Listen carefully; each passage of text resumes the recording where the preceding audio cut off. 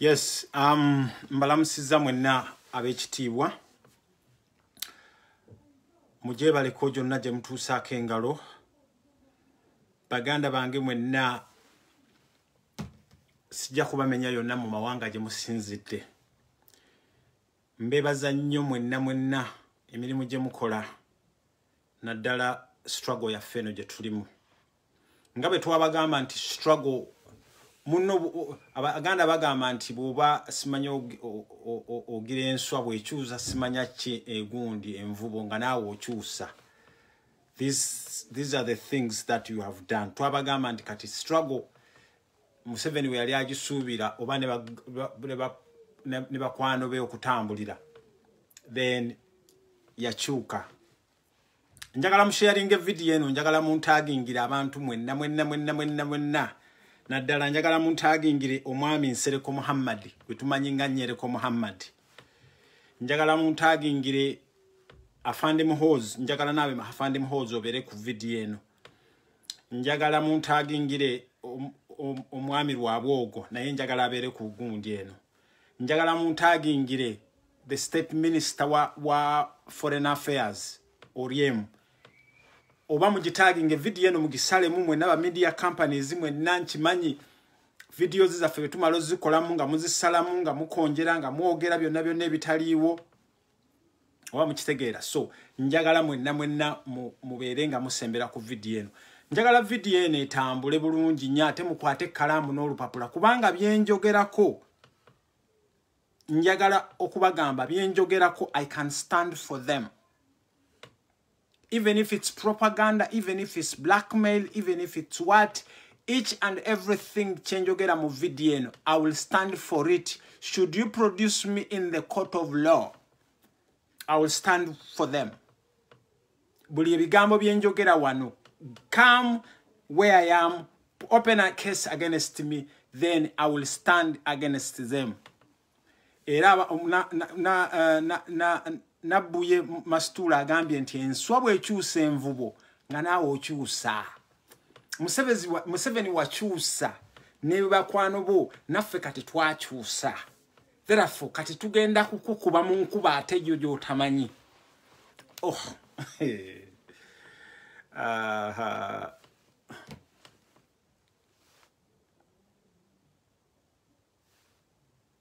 So musharinge video eno mujongereyo.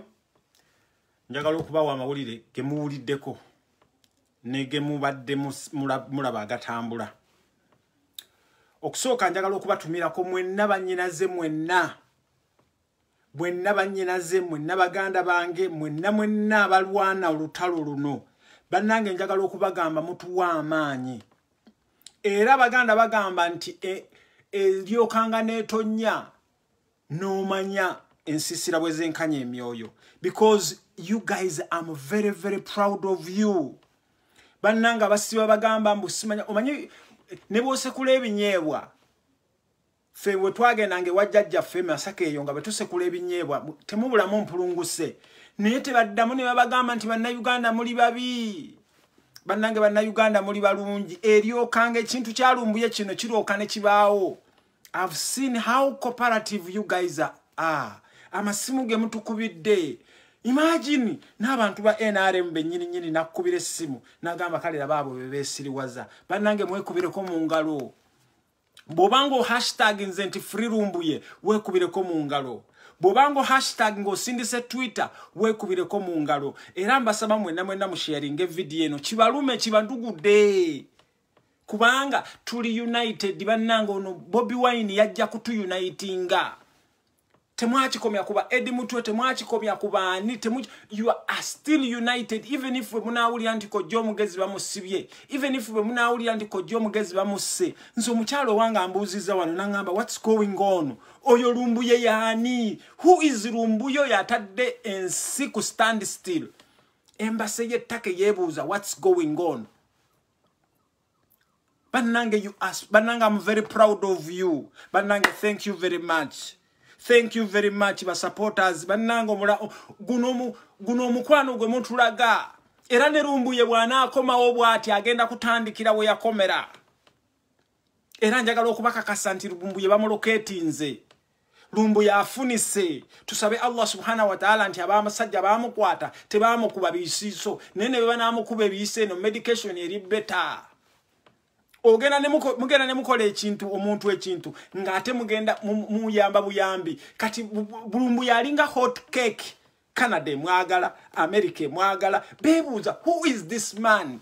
Wano babadde bambuuza aba authorities, who is this man? Atadde ensi ku gundi. Lumbuye njovu mwasindise obuveera mmwe bamuhoozi. Musindika bano bawala ba gundi, bano bawala bani bono omwami ani ono. Ono yali former minister wa foreign affairs. Samu kuteesa abantu be musindika tebamanyi kukola bintu. Hamukitegeera abantu be musindika temumanyi kukola bintu. Musharinge video muyite bannammwe. Hamukitegeera kakati nga sinnaba kugenda kansooke mbasomera ekigundi kino. Mundowooza abasinga mu balabye. Mbadde njagala kuvuunulira abo bannange. Kumanyi bwe tujja ebiwandiiko ebimu tujja biwandikiddwa mu bifuutifuuti. Bigambye nti we have reliable confirmed from trusted sources within tax security that human rights activist Lumbuye is in custody of the tax security. Ekyo kye twabadde twagala. Nti Lumbuye afindingiddwa out ngali muki abatake be bamukkiriza be bamulina bali bamuwanze. Bwe mwama abudakitinze ne mumuwanda kubanga yabalemeredde mwayagadde okumuteeka mu kaveera ako. Mwayagadde okumuteeka mu kaveera ne bigaana. Lumbuye njovu. Mumwe namwe abali wana abatulaba mutuzanyisa okuva ku president waffe. Buli muntu wa Nuupu gwe mulaba nga alina akantu kano. Eye banjovu. Mumwe ate ekibi muyina buveera. Ate n'obuveera bubuno mwagala buwera. There is intense efforts by Ugandan security to have him and other 15 others deported, even though Turkish authorities are reportedly to be making further investigation. Bwe mumaze okusindika Lumbuye ono abalemeredde kati mumuwayiriza ndabye nono good simanya nono simanya nyereko apostinze mu passport ye yaggwako akibi mugera ne mulowooza nti amateeka bwe gakola mu kisi kyammwe ekyo ki failed state n'amateeka bwe gakola Europe gundi takeyo gye mulaba eri half Europe half the other gundi takere kati teyinza kukola nsobi yonna. Waliwo pending case ya Khashoggi ono omusajja omusaudi gwe basalisa omusumeni tekyayinza kukola nsobi yonna.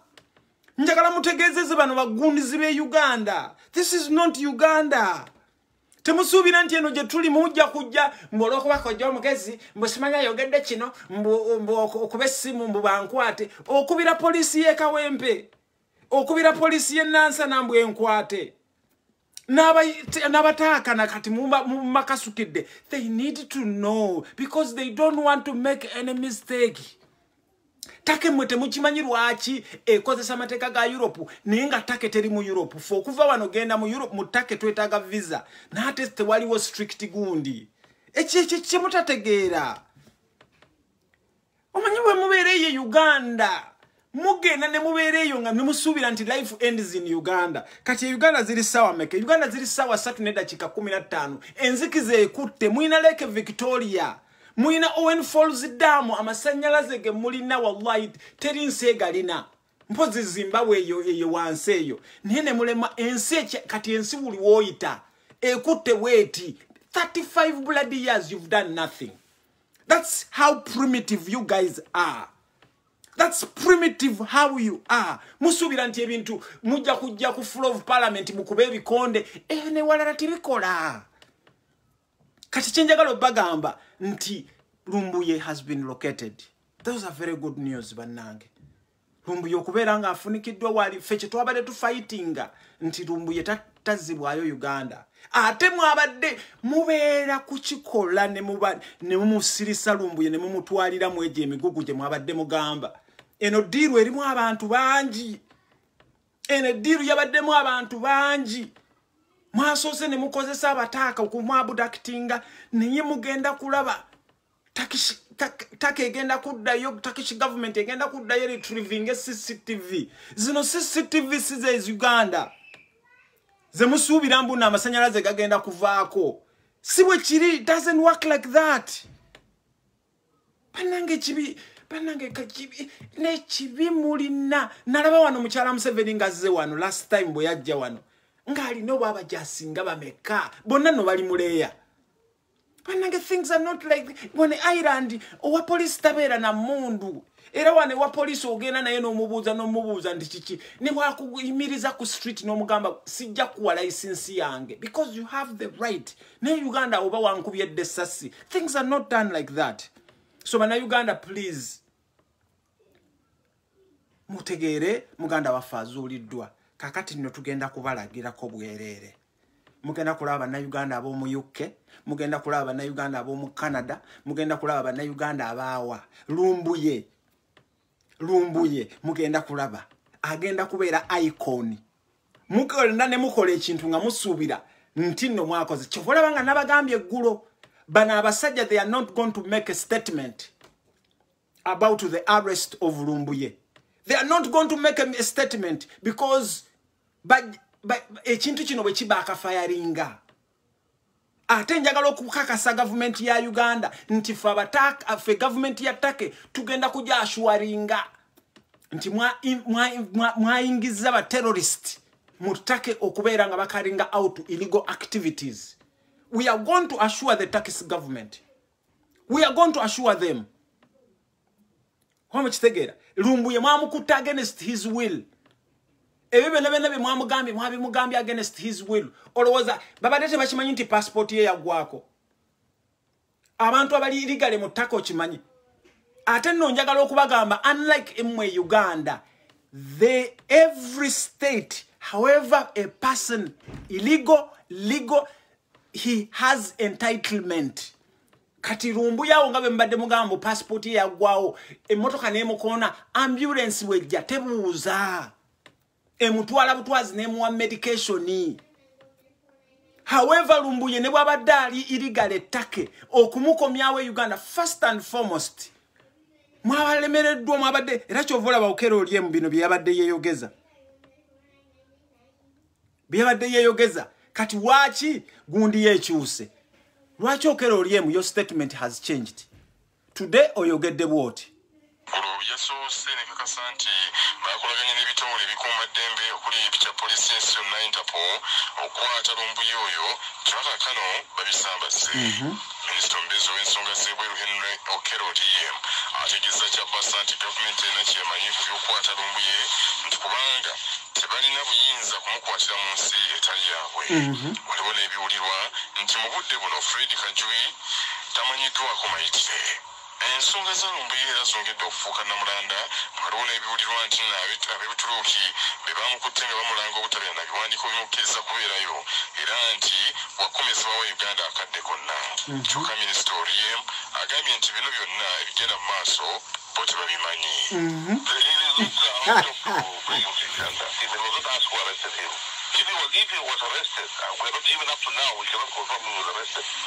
Oryem, you are very, very, very, very... Oh, because you are paid to talk and act stupid. That's why your brain ceased to exist. Yesterday you said he has been arrested. That's what you mentioned yesterday. Yesterday you said he has been arrested and is in custody. And you are working together with them so that he can be extradited to Uganda. Extraditing someone does not... It's not like someone coming from Gulu to Kampala. No. There are some laws... There are some cases by name into we are considering. Okitegera, Lumbuye has never committed a crime. Lumbuye has never committed a crime, so you don't have any position to extradite him. Okitegera, era ne mugamba nti nakoze ate muina kye mutategeera. Nze kojja omugezi okuyingira wane Ireland. Temusuubira nti fe abasinga okujja wano tuli basiru. Tetuyingira na passport abasinga. Muli basgwagwa nnyo. Wamukitegera. Muli nze kojja omugezi mulaba wano muntaddeko wanted mu munneetaaga. For what? Kiki kye njogera wano ekikyamu? Have I ever killed anybody? Have I ever killed? Has Lumbuye ever killed anybody? Mbu, he abuses the royal family. Bring me a video nga Lumbuye avuma royal family. Bring me a video nga Lumbuye avuga abika royal family. Nze kojja omugezi wano nze nabavaayo. Ate muddeyo mu video zange. Omanyi mugenda ne mulowooza nti bwe tuba tukola tulina ba PR. Lumbuye alina PR ku page ye. Nze nyina PR more than 4 or 5. Each and everything that you see I type there, I have to consult my PR. Chovola banga each and everything I type because I know I'm accounted for that. Anything I am told, go and watch my gundi. Mumusubira ntufubutuka kumyenge bigere ne tumalaga typinga. We are very wise. Lumbuye has never said nti kabaka afudde. Nze navayo wana nemba gamba nti kabaka ayinza okubanga zempewe ezikungunta ayinza okuba. Kati bo translating ekigambo ekyo ayinza okuba. You can't convict me with that word, my friend. Never. When take yonti unconfirmed report. You cannot confirm unless I confirm that. I've stated it to that it's unconfirmed. Okujja ko nga temwasoma. Chovola nga mwino yo Minister of Education yafanana bwatyo. Kati mwena mujubilatinga Lumbuye mugenda muleta Lumbuye he has to come here, he has to go where? Ate kintu kino tugenda kidiginga kubanga there is a chain. Lumbuye abadde tasula mu kumpi n'abana Uganda. There is a chain. Mwena mugenda kutya. Era njagala okugamba bwoba wabadde involved mu kusupplyinga zino goons ezazze ne zi abductinga Lumbuye. Weerabirire kubanga Lumbuye enjovu. Oba mukitegeera mwakedde wano ne mujubilatinga Lumbuye tumukuteera kati ate mwegaana emitwe gino bwe muma mwagala okukwata ba propaganda. Lwaki temusooka ne mukwata Tamale Mirundi yavuma kabaka open the light. Bemma mwagala okukwata propagandist. Lwaki temukwata Gashumba wano yavuma Katikkiro n'amukola n'amusasamaza bwati. Kimwakola mwayita Gashumba ne mumukwasa ekyoja mimiro. Chovola banga yasirika. Bemma mwagala okukwata babugundi. Mwamenya bano kalistika mwako ke mwakola ak'ekisiru. Kaye wisdom yaliyo. Ate kaye wisdom yaba warninga. Muddeyo ku statement yakaye wisdom gye yali akola n'abagamba bannange you have to be very careful. Bemma mudiringa n'abaana naddala fe abaana abacrossinga borders amwe. You have to be very careful when you are dealing with us. Era mujja kwata obwo busisisi obwo bw'ekisiru. Naye omuntu nga nze kojja omugezi I can cost the aid that is being given to you. Gwe Museveni by the Irish people. Tosuubira nti osobola okujja wano n'ojjaga mmanyira. Era bw'ojja wano come kill me then go. Neemanya. They will investigate. Temuddanga mu kumanyira abaana be mulabanga muli Kabuye Boston oyo mulaba mu America. Patricia Seungu mulabe Bungereza awo. Nomani mulabe South Africa awo. Mpozi nomani mu mulume mu munyige bunyizi. Temuddamu okumanyira abaana abali eweru. Obalaba n'abe Uganda be mutasobola kumanyira. Temuddamu okutumanyira because we know where we are standing. Omwana bw'aba yakuleka Nagenda into the other country. That country lies responsible. That country, Turkey, signed the Geneva Convention. Tontabala nange sirikutabala. Then why do you send goons there? Or pretend isn't bagenda ku real life concert? Why do you have to send them? Hoshtegera. Lwaki? Njagala okubagamba mmwe. Mwe mutulabira wano. Ne president wa foyo mumulabiraawo. tuli mazzi mawanvu. Mwasi baba Edi Mutwe nga musubira nti tuli mazzi mawanvu. Mumusigale nabo babesiye bamwabo aba entertaining comedy wamwe. Kati mulabe ali commentator araninga simanya bigundi bet online. Musigale nabo bemwamanyira n'ekyagulanye muyina okumujjako engalo. Kati zaake atuse ate zaake bwe mugeza naye ne zaake naye tugenda mu sportinga kumutugenda kumuteka mu international limelight. Zaake came to defend a human rights an activist. He came to know what is going on because he's the shadow minister. I mean he's the commissioner. Kati mugeze mu matuke Uganda muteke kaga kagaloga mwaga gawunyo obusa then mugenda kulaba mpozi mu mutte bossi. Zaake mulowoza okujjeno he was advised okugenda ettake temulowoza nti yafuutuse bufuutusi nga gwe nsereko bw'ofuutuka n'ogenda mbidirudiru ebyekigwagwa ate gwe nsereko nkujjira nsereko nzija gy'oli nsereko twali twakuteekako gundi nga tukulese naye nsereko this time opamye gye gava musharinga video netuuke ku Nyereko Muhammad this time apamye gye gava mukitegeera this time opamye gye gava this time opameje gava. So bana Uganda please okusooka mbebaza omulimu gwe mukoze mwenna bawo Twitter mu tweetingire Turkish government in Ministry of Internal Affairs such that Lumbuye agenda afune medication bamukebere mumukole good enough to sobodo okusekiwalinga lawyer. Kwa chitegera good enough to so nabataka batubuziza nze wano bambuziza ku embassy ya wano what is going on, who is this Lumbuye afuse njovu nga mwagala giteka mu kaveera kwa chitegera ekizibu kye mulina mwawambe eggwanga eryo nga mulimbi abantu mubaddewo ku bulimba. That's why you don't have any investment.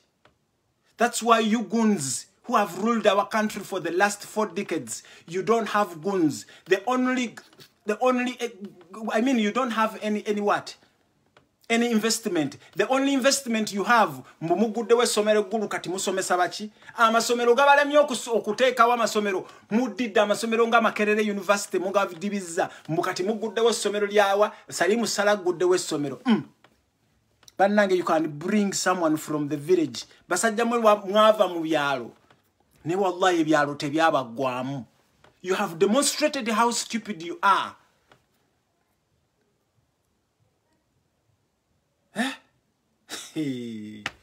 Aha, bannange. Sometimes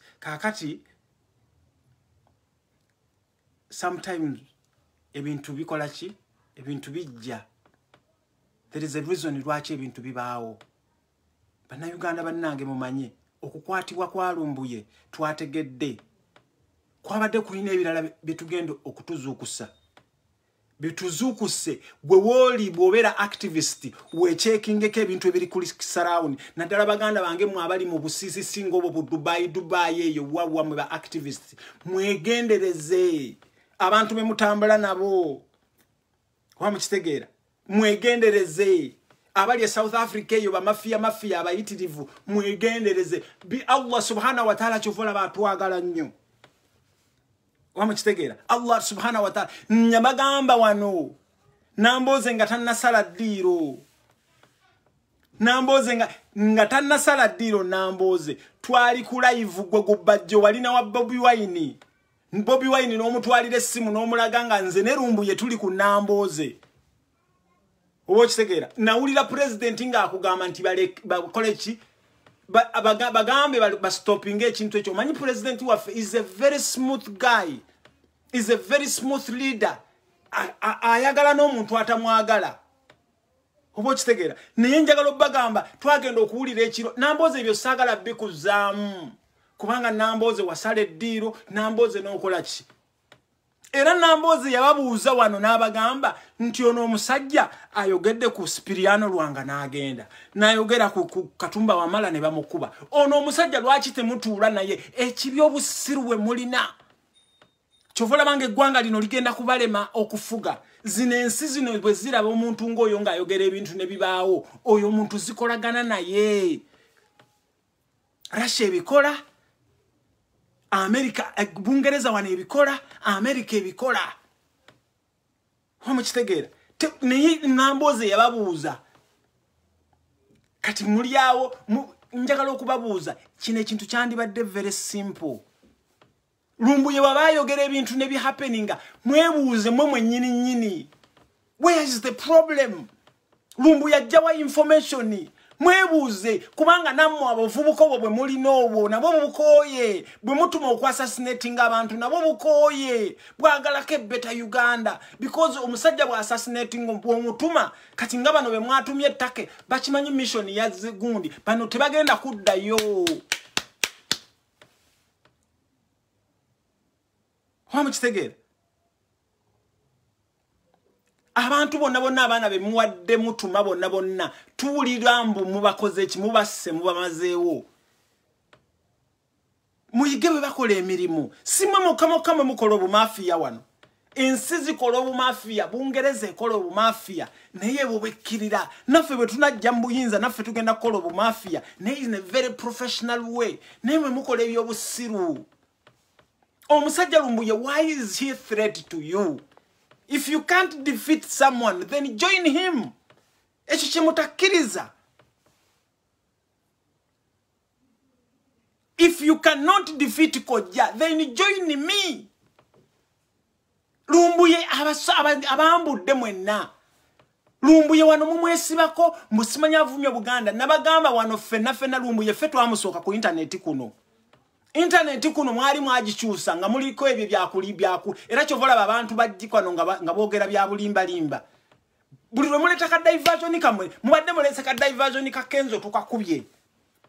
Kubanga internet yeyokezza for the last consecutive 2 days. Nakugamba mu 7 bwoba oli mugezi. Namwe mwenna ba muhozi simanya mwe bajjana tisimwe mugeze mu efise. Mugeze mu efise mutuule wali just mulabe internet bwegenda okwaka. Musse radio abantu baddukira kuno. Musse buli kimu kyonna communication systems ze Uganda abantu ne baddukira kuno. Mutakisinga internet abantu ne bagenda ku VPN. If Lumbuye is a threat to you guys, then why don't you join him? Why don't you join him? Lwaki musindika bizine bino ba feri yanga bansereko? Why do you have to send feriers like in Sereko? Mwezira kintu Bobi Wine kya communicatingako because Bobi Wine ye yabafuukira ekizibu nga ate akyali kizibu gye muli. I want to assure you this. Kati mulumirwa Bobi Wine apostinga ali luddawa. Wano mwali muvuddeyo wano musenika amannyo muvuma gundi Rubongoya. Kati Rubongoya lwaki tababulira Bobi Wine gyali mwabadde outinga Rubongoya. Rubongoya avuddeyo n'akaspostinga n'akugamba nti Rubongoya I don't sagala Rubongoya abeere 100% gyendi. Kubanga nze n'omukazi owange siri 100% naye tali 100% gyendi. Mwe bino bye mulina I trust you I do what. Lumbuye yavuddeyo n'akugamba nti omuntu bw'aba ayogera ekintu weebuuze lwaki akyogedde. Omusajja yaleeta gundi ya Bulange Mmengo. Mwenna abali wana batiitibya awangale ayisa abasajja awangale bikibi wallahi kabaka nga ggwawo. Nga kabaka ggwawo ne mwenna muli eno muwangale ayisa abasajja awangale kati bwe bakwatidde ku ttaka mwenna ne muyima ne musituka. Omusajja n'abajja n'atusu ne tukimulekera ekintu kya busabasajja naye omusajja oyo tavumangako kabaka. Omusajja oyo ye yavaayo n'ajja n'ayogera kabaka wallahi mwamukwasa mukula n'amuvuga ku ttaka n'amutwala paka wa Kenya. Kabaka owaffe ne mumuyisaamu ekigundi ekityo ne muvodde buli kintu kyonna. Kati wavaayo kano kasimanya kaanika kaseruluma mugundi njagala muntu agingira ensereko. Kati mbagambye ekyalumbuye bannange mbasaba mukole ki. Ate kino njagala eno message njagala muntu agingire baganda bange mwenna abali ettake. Baganda bange mwenna abali ettake mwenna naddala aba people power mwenna. Please abaganda bange mu aba people power. Mumanye ffe tulina coordination diaspora coordination president wa fatula mu America atu coordinating bwe tuba tukuba kubidde nga twagala information we really want information era mugenda kufuna information okuva eno ng'abantu baagala kujja Lumbuye bamukole bamufunire everything which anyway bintu ebisinga sagala be discussing one bwe tuba kubira amasimu please mukwata amasimu gammwe because naffe we are very busy.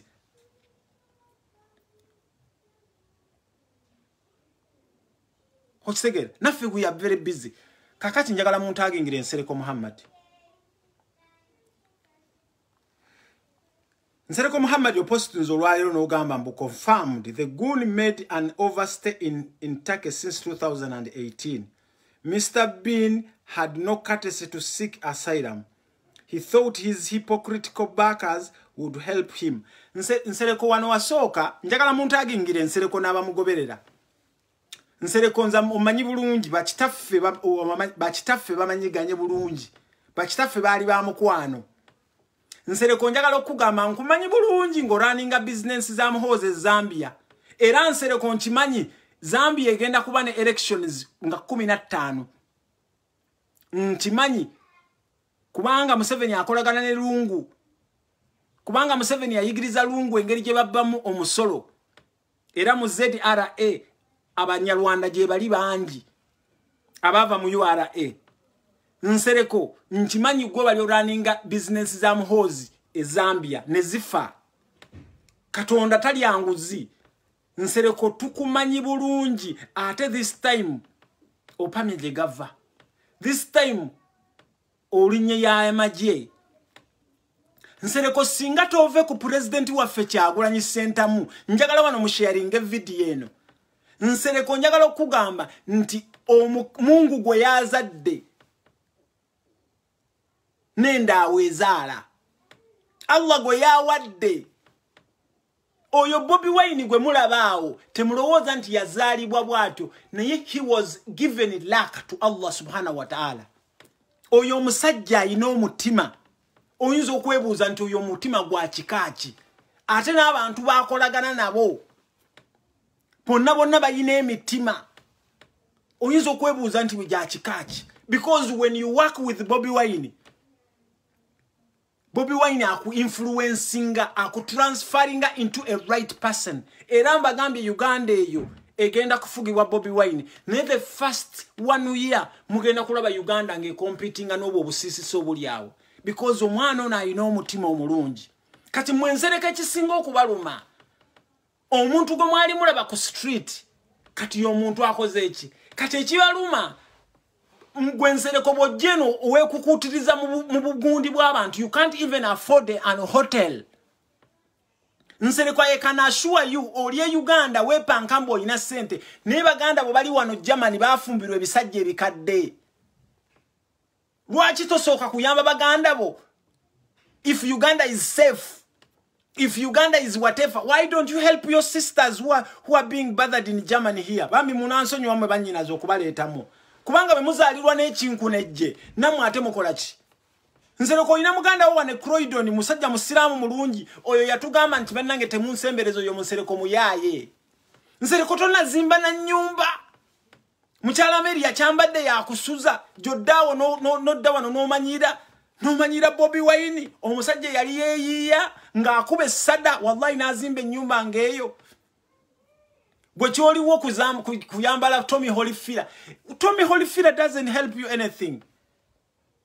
Nsereko wabba na bubbi kaluluka nyanzi yali akuwangudde. Era Nsereko nkugamba this is your last term to be in parliament. This is nesegirinya akusinga. Nsereko kiki kyokoledde abantu b'omu Kampala Central? What have you ever done for the people of Kampala Central? Tell me something. Oba wali ozimbye yo toilet. Okola oli mudiru. Nsereko mbuulira gwe omusajja omusiraamu omuzikiti gw'okuwerya mwawo bagututte. Nsereko abasajja abasiraamu babase Kampala tosobola nakeera kumakya n'osituka n'obuuza reporti z'abasajja abasiraamu ne you have a courtesy of coming and start backing wenna ng'oyiika n'endusu bwoti ku Bobi Wine.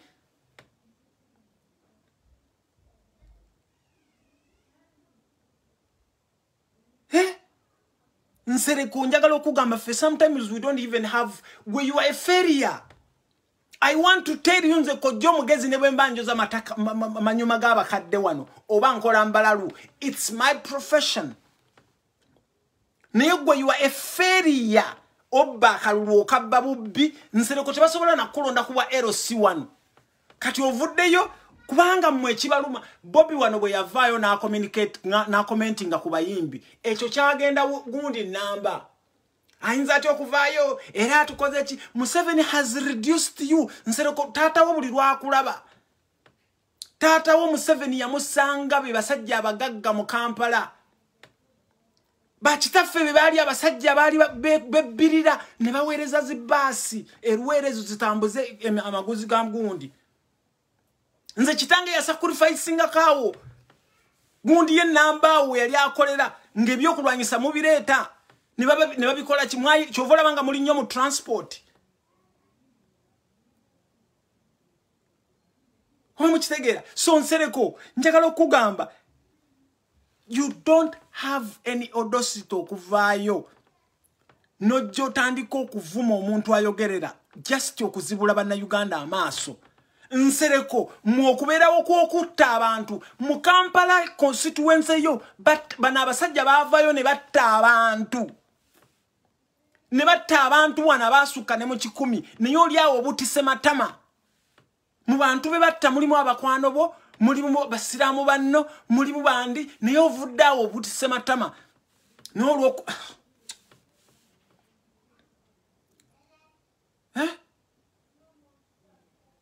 mbona yo kivuddeyo mukyogerera abantu mbu kituyita abahugundi Nsereko I'm very smart. I'm very smart. Eyo ka video kozjeyo n'oleta nga mbwe naita Fred na kugamba nti Uganda okuterera that one has been doing it Museveni akikoze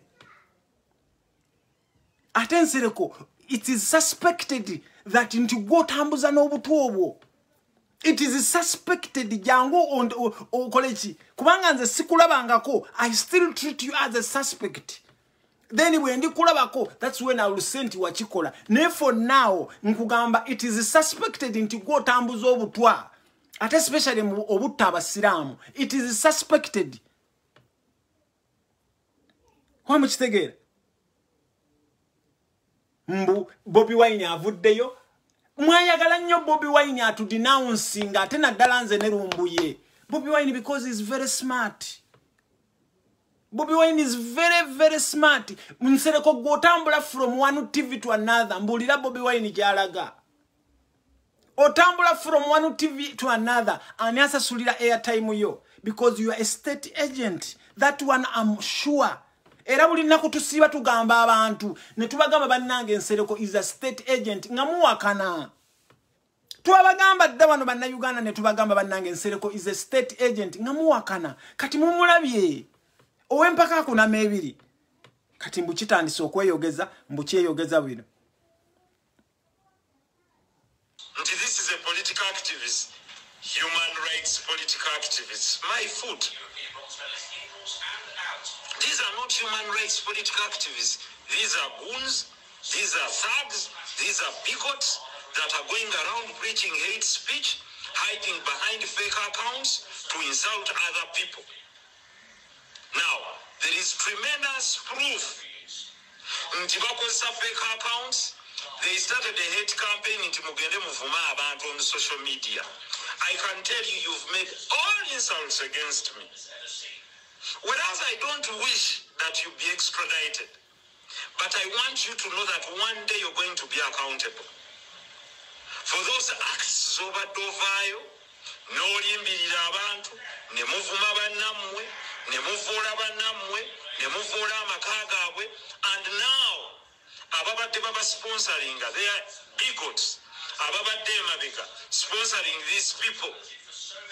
Bavuddeyo Katonda yagamba nti bw'oba oyagala okulaba shaitwani ebadde mabega w'omuntu gikooneko ojja kulaba. Okumanya Nsereko oli mugwagwa nnyo. Oyo mukama wamwe gwe musavinga abaana be babatta mu November yavaayo n'agamba they were terrorists. Bannange Katonda bw'akummanga common sense abaakukoze bubi. Katonda bw'akummanga kakageza akatoola abaakukoze bubi. Naye ate bambi these goons kati the same birinsereka ebigambo by'obadde oyogera ku live yo gy'okoze olwaleero. Y'obadde weeyogerako. It is you who is a goon. It is you who is a terrorist. It is you who is everything. Museveni yavaayo wano n'aclaiming n'akugamba nti we killed them because we killed them. Eh? Museveni has practiced tribalism. Ba ministers mumalaba baagira bonna banyarwanda bonna. Museveni has practiced nepotism, secretarialism, corruption. Atute babye ttaka ly'abantu nga mwegansereko mulaba because you are paid to talk and act stupid. That's why your brain ceases to exist. Bino ebintu temusobola kubyogerako. Tugenze maaso. Muwulirize ebigambo bino bye kibadde kyogera. Kibadde kyeyogerako kyennyini. Bw'obadde osubira mbw'ohatinga Bobi Wine ne you have demonstrated yourself oweeyambudde osigadde bwereere. You can see all those that have posted are the people that have been supplying fake information, supporting the supply of fake information, promotion of terrorism through this. Because this is terror. And I can assure you, if you're saying you want to share everything, we've dissected everything. Bavuma, the royal family, they insulted the kingdom officials. These politicians were nowhere to say, please stop. Omanyi, bano ba Museveni gundi cadres baba tuma nnyo kino munyina okukyegendereza. Baagala nnyo okuseparatinga Buganda ku Bobi Wine. You have tried your level best to separating Buganda ku Bobi Wine. Chovola banga ku CBS gwensere ko otwalayo gundi zeze empale zeze zikulingeza mukama wo Museveni. Bobi Wine tasobola genda yo. Mwayega kuwa platform ne Bobi Wine tasobola kumuwa gundi. Mwayakuze nnyo kulaba nga museparatinga gundi. Since when mumbulire we've ever netuvuma kabaka? Since when? Since when we reminded them netubuza Nabagereka nti tolabanga omusajja waggwawo. If I ask Nabagereka kumuremindinga nti osobola otyo okubeera ne kabaka nga ayambadde vest gyali mu buli munansonyi w'okwogera ebintu bino ng'omulaba afaanana bw'atyo. Mwena balaba Ssaabasajja kabaka ng'ava enkoni. Mwena mwalaba ng'ekkooti emwambadde. Kati oli Nabagereka naye if we remind them. Waliwo akuba mulina Minister of Education afaanana bw'atyo. Tugenze maaso. Nowhere to say please stop. Chemukola si kirungi. Seruka mama yute babakutte kulirye n'abuuka. When they were saying that political calling my president Seruka mama yute. Calling my president Seruka mama yute. Wanunga waliwe oswesitula. Wena ogenzo yambadde n'akakofiira ka red. Wena mbo tulimba mbo oliwa people power. We are very smart. Chovola banga twapukuganyirawo. We knew that you are a state agent. Muchijukire kyonna n'ebitegetege nga kiri emagere. Bonna bagenzeyo bonna wawakana wano n'ogamba mbutokola ki. Tobeerangako magere. Nene tukugirayo ekifaananyi ne tukulaga. Oba okitegeera ne tukulaga nti waliyo. Oba okitegeera. Kati oyita my president Seruka mama yute. Gwe Seruka mama yute, my foot. In Uganda should be murdered. They did not come out to condemn them. Not even to distance themselves from these bigots. By the way, ladies and gentlemen, these bigots are not many. But abantu bebalinga promoting racism, musezimu. Tebaba bandi. Ompira kwa Bungereza bwe gaggwa, waliwo abavuma Saka, ne every now and then. The videos are there, and we've stored all information. Insulting the royal family, insulting the children, insulting Wasat, insulting everyone, and their backers. You've seen their backers. You've seen their backers. Now they are coming out to call them political activists. These idiots that have been preaching sectarianism, that have been preaching genocide,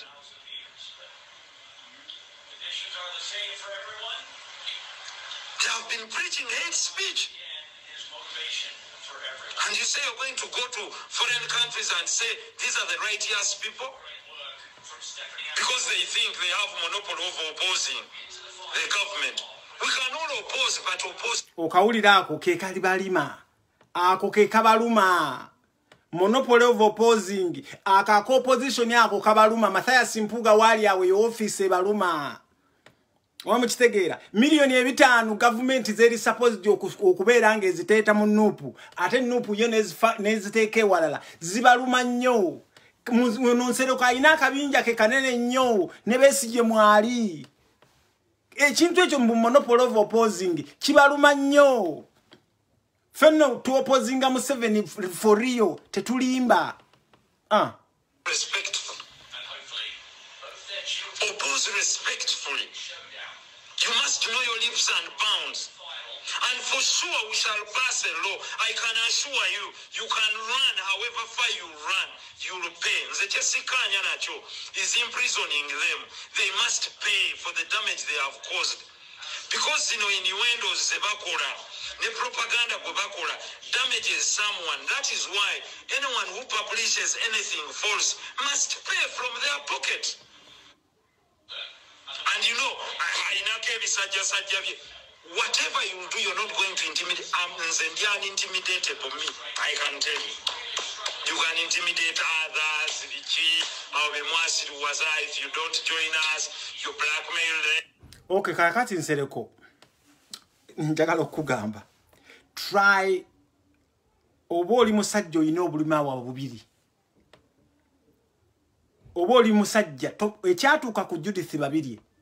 Ekyatuuka ku ono omukyale yali wa KCCA Jennifer Musisi olowooza bote baagala Uganda Judith babiri tayagala Uganda bw'oba oyina obulima wa bubiri Nsereko announce nga zaake we yabadde afulume Uganda nti ojja UK Nsereko announce nti ova Uganda era mpozi gende Dubai genda wawawa naye jangu mu European countries oba America oba North America genda o announcing nti ofulume ebweru then you are going to see that we can intimidate bino bye wajjanga wano noyagala okulimba abaana o meetings ba mindset abaana abantu oyagala okubakola ki okubattira future yaabwe o meetings abaana kati bwoba weepanka Nsereko njagala mu mungambire nti kojja omugezi akugambye bwoba weepanka nti oyina obulima wa bubiri gwenno engeri gyoyogera kirabika ne Bosco yakwazika akalima awake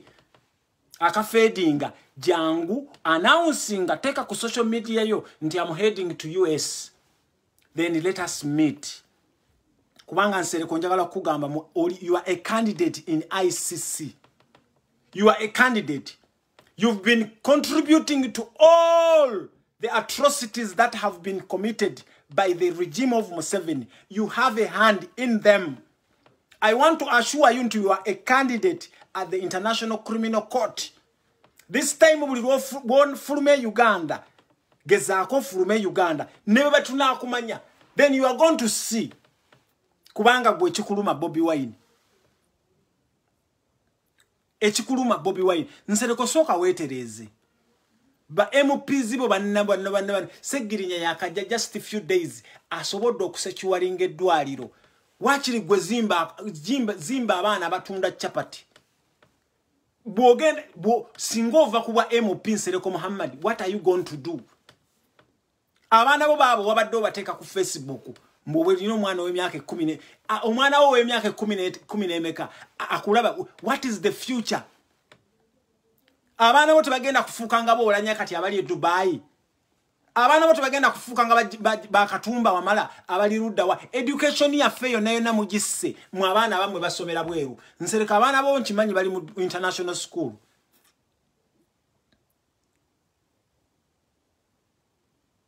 Nsereko birungi ayina amakulu. Ekibi bana Uganda bana abasajja okutukugirako bwetuti. Because we don't do critical analysis mu bogedde. Cheche kizibu kinjagala okubagamba. Buli muntu yenna avaayo okwogera. There is a reason lwaki ayogedde, dirwa ayogedde era lwaki ekintu ekyo lwaki akyogedde. bansereko bano muyinza okulaba nga babadde n'omukono mu kwabudactinga gundi kubanga nsereko ize muntu wa ddiiru nsereko ashwaringa bali bambi omanyi bali aba bebafu abo bemulaba abo abavandimu abo bebafu wano Kashumba yavaayo n'ayogera ekigambo ku Katikkiro nga tekimuyina kye mwamukolako nsereko gwe gwembuuza lwakuba Kashumba mu meetinga nga munywa bukyaye eyo ne munyumya ziddiiru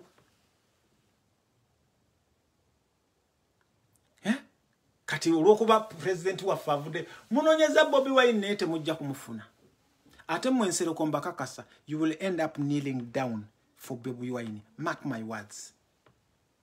Mark my words. Mugenda ku ending up nga munirinze down because Bobi Wine has surprised you guys. Who is this guy to be loved all over the world? Bobi Wine ina account ku Facebook ne president wa America tajirina. Bobi Wine is being followed. Everyone is asking buli kintu kyateka ku page ye. Waliwo ba analysis ababikebera is being followed by over 3 million people. Museveni, how many millions have you been followed? Mwagala Uganda nga eri bwetyo. Mwagala Uganda nga Uganda bwebera bwetyo mwe mufunamu. Amasomero 2 years tegasoma mwe mufunamu olwokuba abaana bamwe bakola ki bali mu international schools. Lwaki temuva ku banna Uganda? Lwaki temuva ku Bobi Wine? Muve ku Kyagulanyi. Abaluma nnyo gyali temujja kumanya gyali. Ate kano kaakomawo. Empale zigenda kubalebera. Kano Kyagulanyi kaakomawo empale zigenda kubalebera.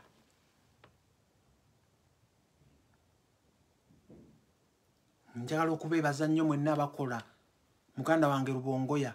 Nkwebaza nnyo Lubongoya omulimu gwokola. However, all the trash they are talking about, abantu bakubira simu, you are very welcoming. Cheche kisinga okubaluma. However, all the trash they are talking about you, we are going to rescue our country, however much it takes. No kiraba kyonna kyonna kyogera kikola ki. Gendo za nye PlayStation insereko. Bine bya politics tobisobola. Bobi Wine mazima wanvu temumusobola. Bobi Wine mazima wanvu mwasubira. Wano Bobi Wine lwe bavaayo ne bamukuba amasasi wavaayo kyoyogera. Wano Bobi Wine lwe bakutta abaana ne wavaayo ne kyoyogera. Kati olw'okuba omuntu abikudde banna Uganda amaaso. Mwe muli ku sente za miwa musolo muina contract MTN yabawa contract olwokuba mukaringa out mission ate nsereko. I want to assure you this, namwe mwenna abagoberera bana abasajja bagamba nti bwotambula n'abambejja, if you walk with the royals it doesn't make you to be a royal. Nsereko njagala okupromisinga tolowooza nti wali osinga alonda Nyakayirima, tolowooza nti wali osinga Kaweesa, tolowooza nti wali osinga Kajenzi. Bajja kukozesa olunaku lwo bwe lunaakoma wali, you will be slaughtered like a chicken. Kino nsereko nkikuddamu nkikuremindinga because olinganga ali kumukubujja ekiwojjolo. Bw'omala okubujja ekiwojjolo, that's when kati nsereko kankuwa example munansonyiwa mwenna because I know this live is being watched by over 18. Bw'oba owujja omukyala ekiwojjolo, omukyala bwe bakuba bakuwujja ekiwojjolo, oyinza okulaba omwana muwala n'ogamba I'm talking on the man's perspective. N'olaba omwana muwala n'ogamba era oyo bwe mukwatako bakugambye omwana muwala ayina siriimu n'owakana. Tubagamba mbaleetera perception eyo mugitegeere. Omwana ayina siriimu naye bw'omala okumuwujja ekiwojjolo ng'olutandika okulaba entaanaayo, ng'olutandika okulaba ng'oyiye ekisipi kikkubye, kati that's when you are going to realize nga Museveni tumugjeeko. It's going to be too late. Nsereko gwogenda kujja otandika n'okutwe bannange nze ndi muganda munnammwe. We are not sectarianism. We are not tribalism. This people power, this noob, we are not tribalism. That's why in the coming 2 months, tugenda having a conference. Mugenda kwebuuza. You have done all our your level best. Okubeera nga mutaninga down. Mukipingira banna Uganda mutanuru. You have done all your level best. Nsereko wano webaali baslaughtering abasiraamu. Where were you? Mwabasiraamu mwenna mubadde luddawa. Omusajja Fred Lumbuye avuddeyo azuukusa na Uganda. You are terming him to be a goon. Work with him. Mubuuze information evaawa. Nze Nsereko bwe nzija ne nkubuulira. Performance yo mukyala wo ng'agimbuulidde. Nsereko bwo kati kino kitegeere. Nti bwe nzija ne nkubuulira performance yo mu buliri. Nga mu buliri obeeramu ggwe ne mukyala wo. Leave alone buno obuwala bw'oyendako. Dayo webuuze mukyala wo. Ani kiki. Where do I go wrong? Bwe nzija ne nkubuulira nti Nsereko tomalaako. Nsereko olinganga simanya kiki.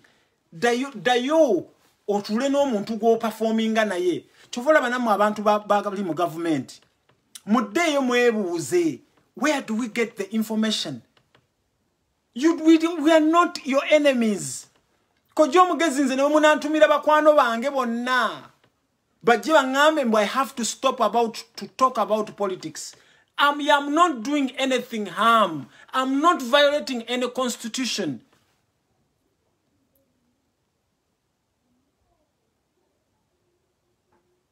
Eh? Sirina muntu gwe nali nkubye essasi, sirina muntu gwe nali nzibye, sirina muntu gwe nali nkoze ki. Nze nzija wano nze ne muganda wange Lumbuye ne gurupu ya ffenna nga tukulembeddwa president waffe Kyagulanyi tuzibula bannayuganda amaaso bemusibidde mu kizikiza. Ne musuubira nti mwe life is meant for you. Ne musuubira nti mwe muli supposed okutwala abaana bammwe mu Heritage Academy. Ne musobola nti international schools ze zirina okubeerawo. No, that won't work. That will not work. Ffe mujja kututta, mujja kutukola byonna, naye ate njagala okubagamba gye mukoma okutukakkanya ate gye mukoma okutukola ki. Bobi Wine abasiriikiridde temumanyi kyazzaako naye kino nkibalayiridde. Kino nkibalayiridde.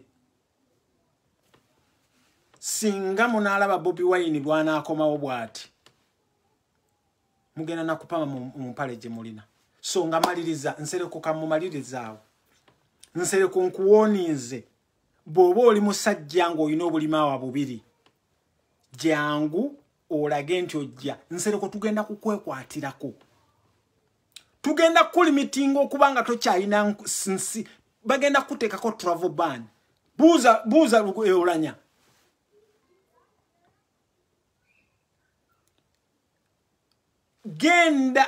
Ogenda kulaba. So gwe kankuveeko kankuleke. Nebaza nnyo abantu bannuupu mwenna ababaddewo okuva ku president waffe. President Sebo otulaze nti emirimu gyaffe gye tubeera. Emirimu gyaffe gi acknowledginga.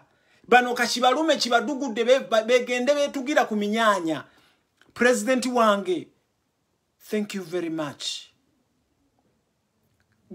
Ffe mu maaso go tulabikanga ba political activist. Bone bwe tunalabikanga ba goons ba propagandist bani. In front of you and in front of banna Uganda. Bwe tuba tulabikanga ba political activist. That's okay. Because we have highlighted tuzibudde abantu bangi nnyo.